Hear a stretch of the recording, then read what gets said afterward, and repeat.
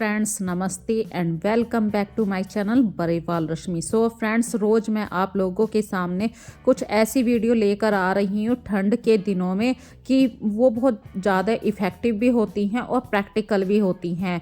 मैं सुनी सुनाई बातों में कम यकीन करती हूँ क्योंकि प्रैक्टिकल चीज़ें वही होती हैं जो आप करते हैं। और फ्रेंड्स, आपका घर छोटा हो बड़ा हो बिल्कुल मायने नहीं रखता है, लेकिन आपके घर में चाहे छोटा हो बड़ा हो dust time to time daily ही आती है। अब ये आपके ऊपर डिपेंड करता है कि आप अपने घर को किस तरीके से साफ रखना पसंद करते हैं। देखिए, मैंने तो अपने पूरे घर को, मेरा घर 2 पोर्शन में बटा हुआ है, तो मैंने इसे सेक्शन में डिवाइड कर रखा है कि आज मुझे ये एरिया साफ करना है, आज ये एरिया साफ करना है।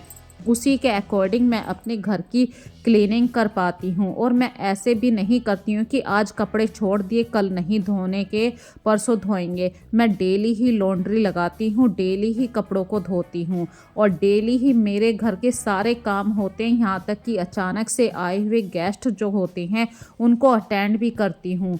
पर मैं दिन के वक्त में थोड़ा सा भी आराम नहीं कर पाती हूँ। इसका रीज़न ये है कि फ्रेंड्स, रात के वक्त में यदि मैं दिन में सो जाती हूँ तो रात के वक्त में मुझे नींद नहीं आती है। इसीलिए मैंने अपना शेड्यूल कुछ इस तरीके से बना रखा है कि दिन भर मैं अपना पूरा दिन काम करने में निकाल देती हूँ। थोड़ा बहुत मैं नेबर में चली जाती हूँ, वहाँ बैठ के कुछ गपशप हाँक लेती हूँ। तो इस तरीके से मेरा पूरा डेली रूटीन चलता रहता है। और मेरा जो घर का मॉपिंग होता है, झाड़ू पोछा होता है, उस काम को करने में 12 बज जाते हैं पूरी तरीके से। और आज बारी है घर की बालकनी को बिल्कुल नीट एंड क्लीन करना, क्योंकि फ्रेंड्स घर के बाहर कंस्ट्रक्शन का काम चल रहा है। मैं डेली इस बालकनी को वॉश तो नहीं कर पाती हूँ, लेकिन मॉपिंग ज़रूर करती हूँ। तो फ्रेंड्स, इस एरिया को आप चाहे दिन में 1 बार साफ़ करें या 2 बार साफ़ करें, यहाँ पे डेली ही इतनी डस्ट आती है।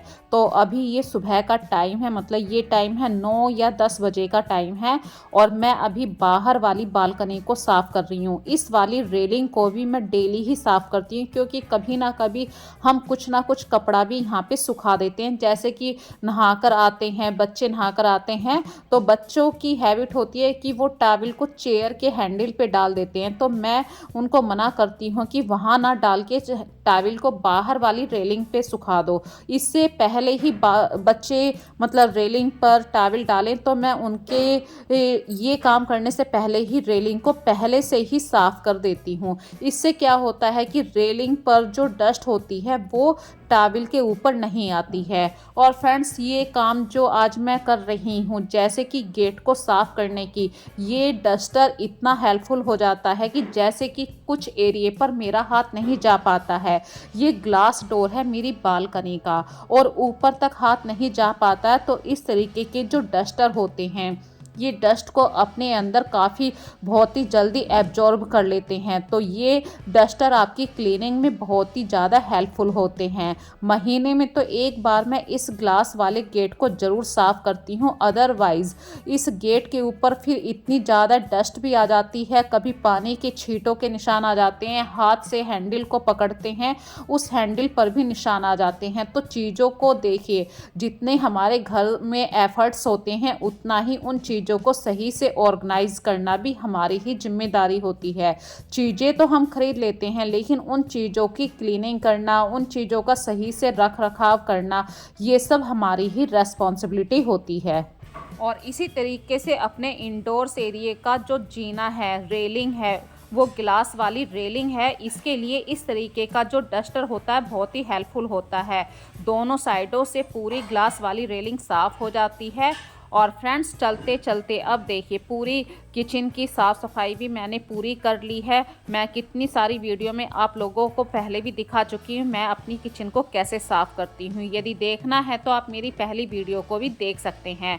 बात करते हैं अपने बेड को सही से ऑर्गेनाइज करने के लिए। देखिए, सर्दियों में 3-4 दिन के बाद ही हम बेडशीट को चेंज करते हैं, पर यदि हम डेली ये हैबिट अपना लेते हैं कि हमें बेडशीट को बिल्कुल झाड़ के ही ऑर्गेनाइज करना है, झाड़ के अच्छी तरीके से उसकी सारी सिलवटें निकल जाती हैं। झाड़ने से क्या होता है कि जब हम दोबारा से बेडशीट को लगाते हैं, बिल्कुल ऐसे लगता है जैसे आपने नई बेडशीट को दोबारा से अरेंज किया है। और सर्दियों के दिनों में देखिए, रजाई का हर कोई यूज़ करता है, बिना रजाई के सर्दियां नहीं कटती हैं। लेकिन रजाई को दिन भर इस तरीके से बेड के ऊपर खोल के रखना वो भी अच्छा नहीं लगता।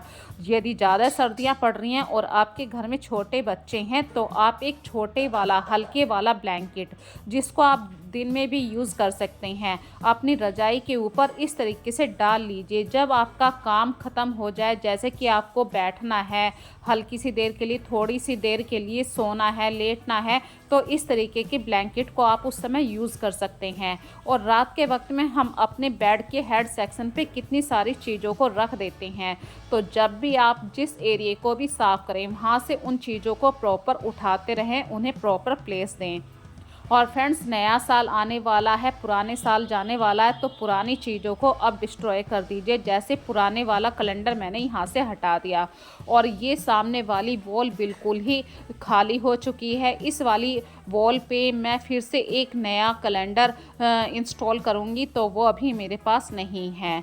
और कुछ कामों को आप प्लानिंग के अकॉर्डिंग ज़रूर करिए। जैसे कि आप बेडशीट को लगा रहे थे, उससे पहले आप मशीन को लगा दीजिए, क्योंकि मशीन में कपड़े घूमने में टाइम लगता है, 2-3 राउंड तो आप घुमाते ही हैं। और मैंने पहले भी आपको कितनी बार बताया है कि सर्दियों में डार्क शेड के कपड़ों के साथ वाइट शेड के कपड़ों को कभी मत धोइए, अदरवाइज़ ब्लैक शेड के कपड़ों पे बहुत हल्का हल्का सा वाइट कलर का रोया चिपक जाता है, जिसकी वजह से आपको काफ़ी परेशानी सी होती है, उन कपड़ों को यूज़ भी नहीं कर पाते हैं।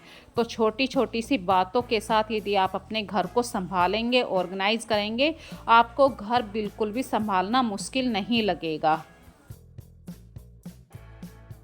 और पूरे घर का काम निपटाने के बाद फ्रेंड्स, ये टाइम है ऐसे 2 बजे का टाइम है, और अभी खाना मैं नहीं बना रही हूँ। मैं हल्का सा बस नाश्ते का इंतज़ाम कर रही हूँ, क्योंकि मुझे काम निपटाने के बाद चाय पीने की हैबिट है, और मेरे यहाँ पे मतलब जल्दी ही खाना बन जाता है। शाम को 5 बजे मैं खाना बनाना शुरू कर देती हूँ, रात का खाना।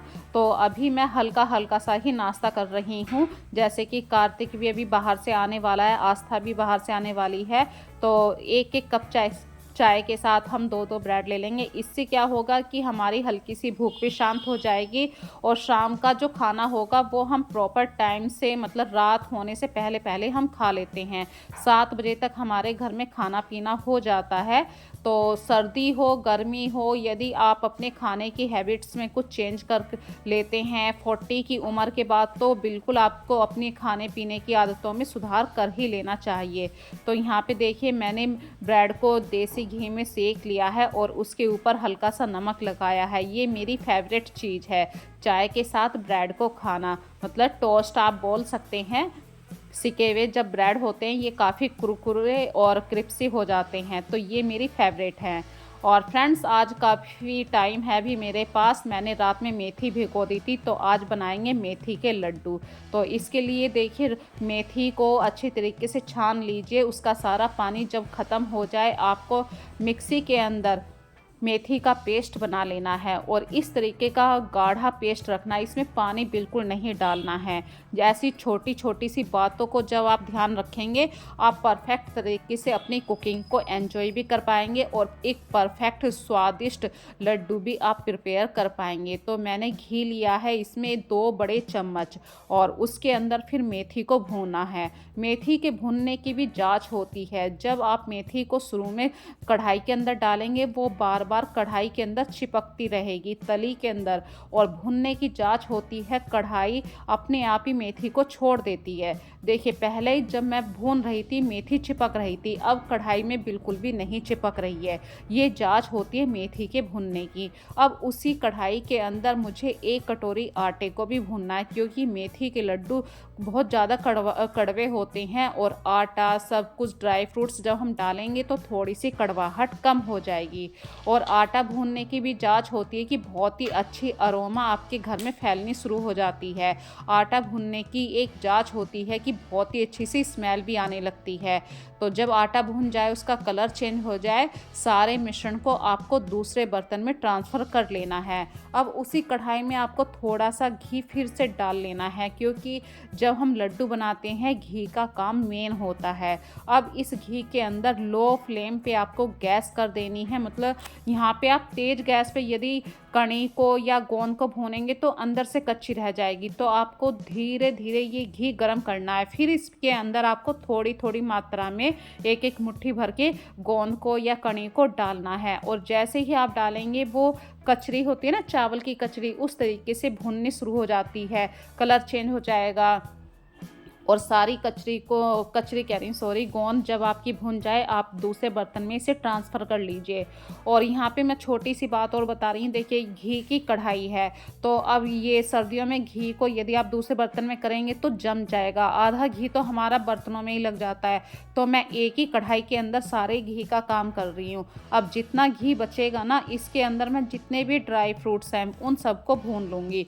उससे क्या होगा, हमारी पूरी कढ़ाई का जो भी घी होगा वो ड्राई फ्रूट्स के अंदर चला जाएगा, दूसरे बर्तन के अंदर घी नहीं लगेगा। भाई घी इतना महंगा होता है, डायरेक्टली लड्डू के अंदर जाना चाहिए, बर्तनों की तली में या साइडों में चिपका रहेगा तो नुकसान ही होता है। और घी, घर का घी तो वैसे भी इतना कॉस्टली होता है। तो मैंने अभी जो भी ये गोला था वो भी भून लिया, और जो ये गोंद थी, देखिए अब यहाँ पे छोटी सी बात बता रही हूँ, गोंद को जब आप ड्राई फ्रूट्स के साथ इस तरीके से मिक्सी में ग्राइंड करेंगे तो बहुत ही आसानी से गोंद पिस जाएगी। अदरवाइज घी की मात्रा इतनी होती है, फिर गोंद अच्छी तरीके से चिपकते हैं, मतलब मिक्सी में चिपक जाती है चारों तरफ को, वो पिस नहीं पाती है।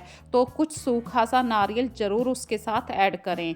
और फिर उसी कढ़ाई में आपको 1 कप पानी ले लेना है, और 250 ग्राम से थोड़ा सा ज़्यादा, मतलब 300 ग्राम आप गुड़ ले लीजिए। यहाँ पे मैंने 250 ग्राम ही मेथी ली थी, और 300 ग्राम मैंने गुड़ लिया है। और इस गुड़ को आपको अच्छी तरीके से मेल्ट कर लीजिए। जब मेल्ट हो जाए, ठंडा नहीं होने देना है आपको। इस गरम गरम गुड़ की चाशनी को आपको तुरंत ही इस बैटर के अंदर, मिश्रण के अंदर डाल देना है, और गर्मा गर्म चाशनी को अच्छी तरीके से, मतलब थोड़ा सा ठंडे हाथ लगा लीजिए और लड्डू बांधने शुरू कर दीजिए। तो इस तरीके से मेथी के लड्डू बहुत ही, मतलब अच्छे बनते हैं, स्वादिष्ट बनते हैं, हेल्दी बनते हैं। सर्दियों में मेथी के लड्डू बहुत ही इफ़ेक्टिव होते हैं। यदि आपके घर में किसी को घुटने की प्रॉब्लम है, घुटने में दर्द रहता है, या डायबिटीज़ भी है, तो जब भी मेथी के लड्डू बहुत ही इफ़ेक्टिव होते हैं। और सर्दी में, मतलब जैसे आप लोग सोचते हैं ना कि बादाम खाने से सर्दी नहीं लगती है, वैसे ही मेथी के लड्डू बहुत ही सर्दी, हल्की सी जो सर्दी जुकाम पकड़ जाते हैं ना बच्चे, उससे भी आपको बचाते हैं। तो एक लड्डू सुबह को दूध के साथ ले सकते हैं, या रात को ले सकते हैं, जब भी मन करे, लेकिन क्वांटिटी में सिर्फ एक ही लड्डू लेना है। तो फ्रेंड्स, आज की वीडियो में मैंने आपके साथ बहुत सारी बातें करी हैं।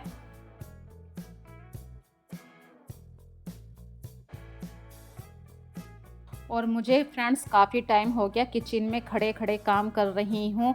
तो अभी किचन को थोड़ा सा साफ़ सफाई करने के बाद इन लड्डुओं को बांध के, मतलब रखना भी है दूसरे कंटेनर में। तो 1 कप चाय को मैं एंजॉय करूँगी, लेकिन यहाँ पे छोटी सी बात बताऊँगी, चाय के बारे में नहीं बताऊँगी।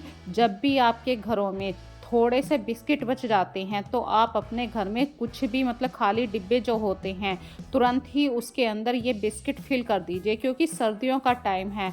यदि थोड़ी सी देर के लिए भी बिस्किट बाहर रह जाते हैं, तो फिर मतलब एक नमी सी पकड़ जाते हैं, जिसकी वजह से बिस्किट का जो क्रिप्सीपन है, कुरकुरापन है, वो ख़त्म हो जाता है। तो अपने घर में चाहे जैम का डिब्बा हो, बोरोसिल का ग्लास हो, कुछ भी डिब्बे हों, खाली हमेशा रखिए, ताकि एकदम से अचानक से कुछ काम हो जाते हैं, उन्हें आप रिफ़िल कर पाएँ। और फ्रेंड्स देखिए, लड्डू बंधे हुए काफ़ी टाइम हो गया है, मेरे पास अभी कोई जार नहीं था, कोई कंटेनर नहीं था। तो इस तरीके की जो बर्नियाँ होती हैं, जो आप ऐसे ही डेकोरेशन के लिए भी यूज़ कर लेते हैं, या काफ़ी लंबे समय से ऐसे ही रखी रहती हैं, साफ़ करके उस बर्नी के अंदर आप अपने लड्डुओं को भर सकते हैं। अब देखें यहाँ पे फ्रेंड्स, जो लड्डू हैं वो काफ़ी ऊपर तक आ गए हैं, तो आप किसी चीनी मिट्टी की प्लेट से उल्टा करके इन्हें ढक दीजिए। यदि नहीं कर सकते हैं तो कुछ 2-3 लड्डुओं को दूसरे कंटेनर में रख दीजिए, छोटे कंटेनर जो होते हैं, जो इस बर्नी की लीड है वो मतलब इस तरीके से ये रखूँगी तो लड्डुओं के अंदर हल्की सी नमी जाती रहेगी। 24 घंटे मतलब इस तरीके से खुले रहेंगे। तो उससे बेस्ट है कि आप एक उल्टी करके चीनी मिट्टी की प्लेट रख दीजिए। और जो 1-2 लड्डू फालतू हो गया था वो मैंने दूसरे डिब्बे में भर